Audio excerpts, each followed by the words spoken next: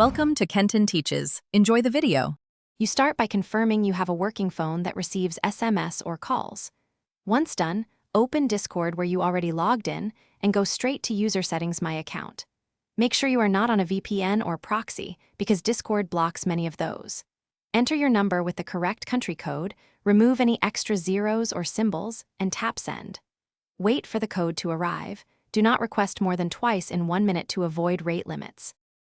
When the verification code is sent, check SMS first, then voicemail and any carrier spam or filter folders. Some carriers route short codes differently.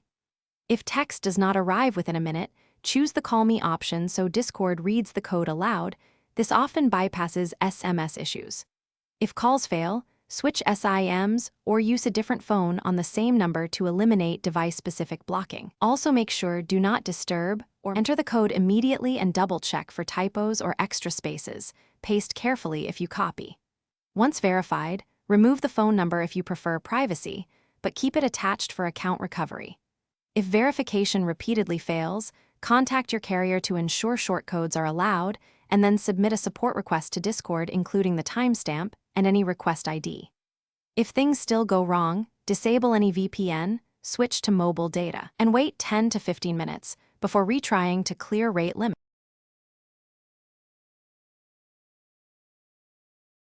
Thanks for watching. Please subscribe if this video was helpful.